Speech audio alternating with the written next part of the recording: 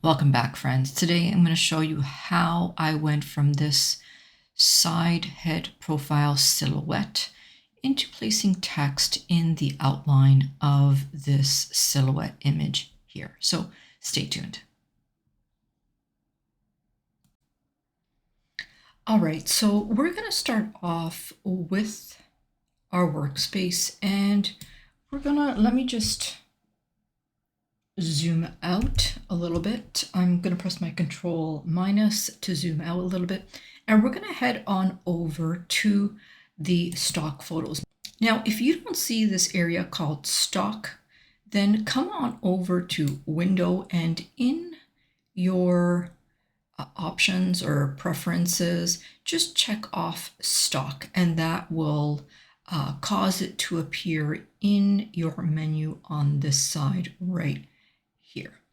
You will have to accept the terms of Pexels and Pixabay, but then you'll have access to a whole bunch of stock photos right from within Affinity Designer. So I'm going to come in the search bar and I'm going to search for side head. And I'm going to use this photo right here. I'm going to click it and drag it right onto my workspace. Now I'm going to zoom out again by pressing Control minus, and I'm just going to resize that so that it's fitting on my workspace. And I'm going to zoom back in just so that we can see this photo. And I'm just going to scroll down a little bit. Now, let me just close this so we can go back to layers. So we can see that we have one layer here, that layer with our image. Now I'm going to come on over here to my pencil tool, and I'm going to set the stroke color to black. So I'm just going to move this circle right over to black, and I'm going to change the width, make it a little bit smaller because I don't want it that thick. So a 0.4 is going to be just fine. I'm now going to use my cursor to trace along the edge of the woman's shoulders and head. And I'm not going to try and be perfect here. I'm just going to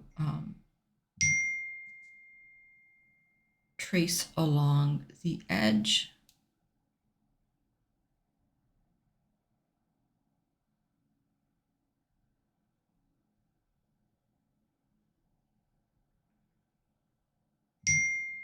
And I'll come back to the side here to join together. So now if we go over to the layers panel, we can see that we have two layers. We have our curve, which we just created, and we still have our image. So I'm going to click on the image, and I'm going to go to my move tool, and I'm going to move this image over to the side just so that we can see both the curve and the image. And now I'll go to the curve layer, and I'm going to grab it. I'm just going to move it right over to the other side like that.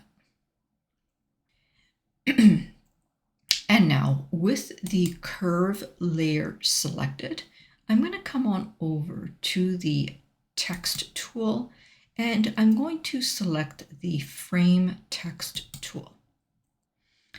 And with the frame text tool selected, I'm just going to come on over, and you're going to notice that my cursor is going to change to a pentagon. So it's changed from a square icon to a pentagon, a shape with 5 sides.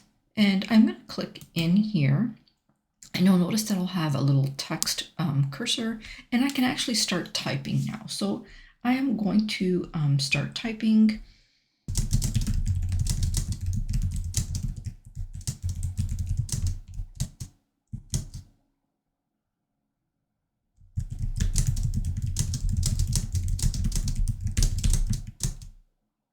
And rather than keep typing over and over and over again, I'm just going to take a copy of this and I'm just going to paste it over and over again until I fill the whole shape.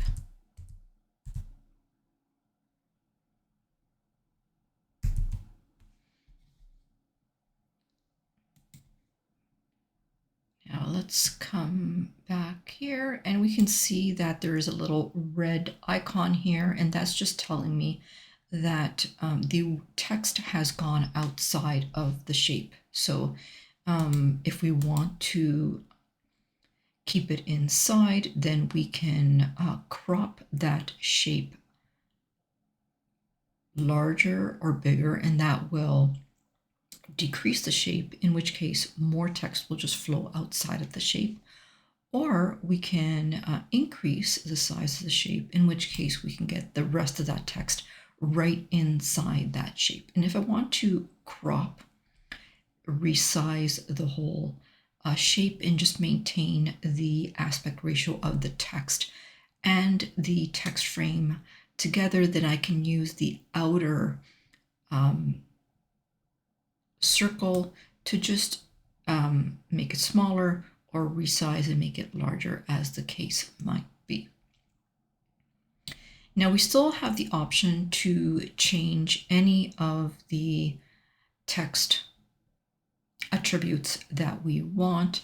So if we want to change the spacing, then we can also still change the spacing in between the paragraphs as we want. So I'm actually going to change it to a 10 point, and I'm going to continue to add some more text to just fill in that shape like this.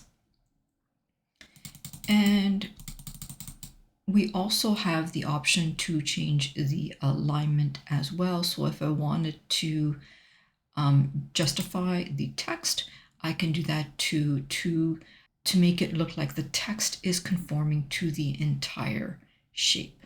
So let's go ahead and confirm those two objects. So over here we have the original image, and then on this side we have that image silhouette of that image with text flowing through the shape. And that's about it. So if you learned anything in this tutorial, don't forget to press that like button and subscribe, and turn that notification bell on so that you're first to be notified when new content comes out. For now, my friends, I will say bye-bye until next time.